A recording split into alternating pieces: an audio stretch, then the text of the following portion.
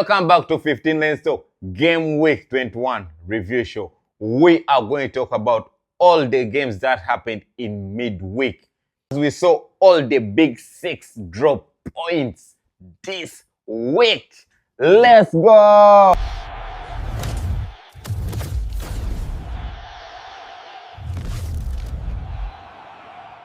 Fulham versus Chelsea. Fulham 2, Chelsea 1. Chelsea dropped points in the West London derby. Chelsea have now dropped points in 5 consecutive matches since December. Some of the biggest talking points in this game of Chelsea versus Fulham, we saw Marc Cucurella getting a red card in this game. This was also Chelsea's 30th red card in 21 Premier League games this season. This goes down to indiscipline. It shows that Chelsea have many indiscipline cases to answer. And for the case of Marc Cucurella, he was also suspended. The last game of Chelsea versus Manchester City, he never played that game because it was also due to suspension. Him and Caicedo. When he came back in this game against Fulham, he got a red card. Now, which means he's going to miss more 3 games. You understand? And that's going to affect Chelsea. We saw Chelsea's new coach, Liam, in the stands against Fulham at the Cleveland Cottage. And we also talked about this in our preview show that he will be there to watch Chelsea, and he saw what he's going to take on. You understand? He saw the big job when Chelsea was taking on Fulham at the Cleveland Cottage. Harry Wilson, man of the match performance, and he scored the late winner in this game. You understand? Against Liverpool. Going into this game also in our preview show, we talked about Harry Wilson, by the way, as he scored against Liverpool in their last meeting coming into this Chelsea match. And he proved us again wrong as he scored that late winner for Fulham to get all the 3 points at the Cleveland Cottage. Understand? The positive for Chelsea in this fixture, the striker they signed from Ipswich to replace Jackson, scored his first goal in the Premier League. Is this goal going to boost Liam Delap's confidence going forward? Because he has been missing a lot of chances. He has hoped this goal will boost his confidence and he gets back to the score sheet again and helps Chelsea to secure the European positions. Manchester City versus Brighton. Manchester City 1, Brighton 1.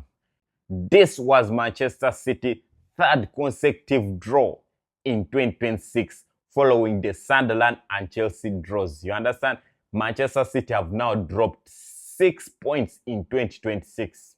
Can you imagine? Some of the biggest talking points in this game, we are going to talk about Haaland. You understand? Haaland was back on the score sheet with that beautiful, well-taken penalty for Manchester City to give them the lead.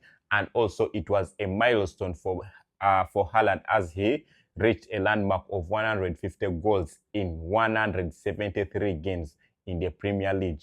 That's very, very impressive. But even if he was back on the score sheet for Manchester City, he also missed a sitter to help Manchester City win this game. City was wasteful in this game because Brighton did everything in their power to give Manchester City the win.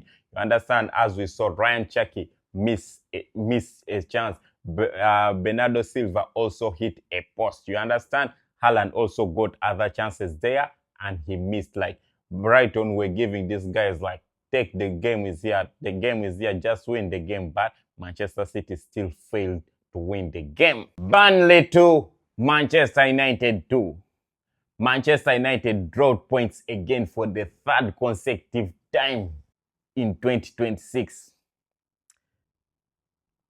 For the 3rd consecutive time in 2026 as they traveled to the Turf Moor to face Burnley. But some of the talking points in this game is the new era of Darren Fletcher.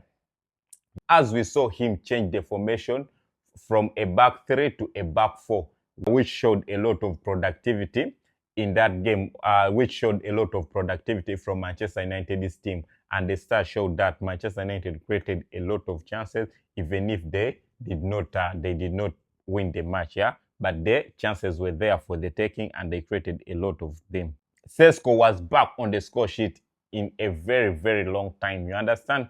Yeah, he was back in the score sheet, and let's hope that this brace he scored against Burnley is also going to boost his confidence going forward. You understand? As we know, Bryan Mbeumo will be back from the AFCON and Amad Diallo to help Manchester United to secure those European positions. You understand?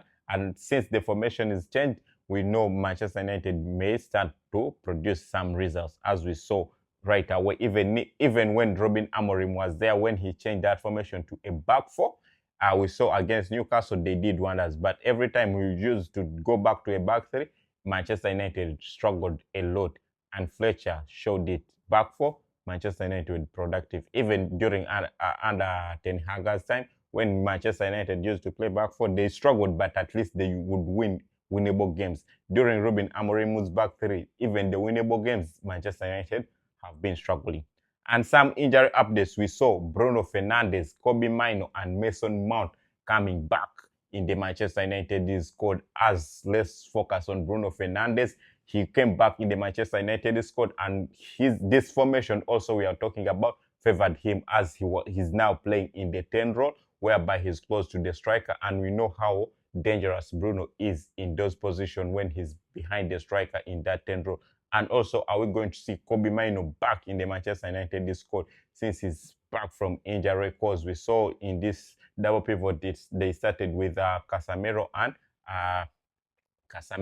Ugarte. But now, since Fletcher is the coach at the moment, interim coach, we think maybe in the upcoming games, Kobe Mainoo will take back his position, or it's going, because now Kobe Mainoo, his competition is going to be Ugarte and Casemiro, not like last time his competition was between him and Bruno. And we all know Bruno is the captain of Manchester United and is the most important player. They are one of the most important players in Manchester United, which means it's hard to bench him, you understand? Arsenal versus Liverpool. Arsenal 0, Liverpool 0. Arsenal missed a chance to go 8 points clear on top of the table as they were held by Liverpool at the Emirates Stadium.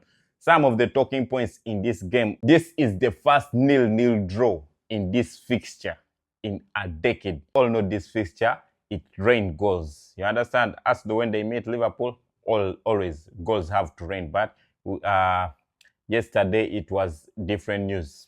Liverpool are unbeaten in their last 10 games and have 3 draws in a row. It doesn't look good for Liverpool in that perspective, but we know even they went into this fixture against Arsenal without a striker.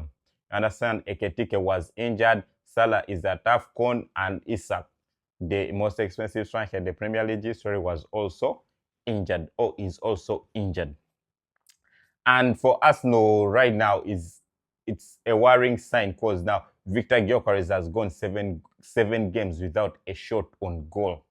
It's worrying on that side of Arsenal. Is it because the system of Mikel Arteta, we know how Victor Gyökeres works hard off the ball, but maybe Arteta wants to use him like that. But Arsenal fans, you need your striker to be scoring goals. You need your striker to help you in such moments, you understand? And we know, like, Arsenal hasn't beaten any big six this time around, but at the end of the day, we know the league is won on points. Is not won by beating the big six. They missed out a chance to go 8 points clear on top of the table. Injuries, we saw both teams had injuries in this game. As on the other hand of Arsenal, Hincapi got off with an injury, and Liverpool, Conor Bradley also got an injury. The Martinelli incident, you understand, as Martinelli pushed Conor Bradley off the pitch, a lot of journalists have come to jump on this story, but Arne Slot came out and gave the perfect response to that situation. And in this game, we saw like Liverpool came out in the second half and they looked more dangerous, even if they never caused any damage to Arsenal, but they looked more dangerous. And it was the first time for Liverpool to go without a shot on target in 600 Premier League games. Thought since Liverpool concedes from corners, but yesterday they defended corners very well, and they never gave to Arsenal many corners. In this game where Arsenal had a chance to go 8 points clear, can you imagine in the second half they just had 2 shots on target, and those 2 shots on target came in extra time, which means Arsenal wasted the 45 minutes just wasting time, you understand, without doing anything, and they knew this game was at stake for them to go 8 points clear. But as I said earlier, the league is not won by beating the big teams. The league is won by a team that has accumulated many points.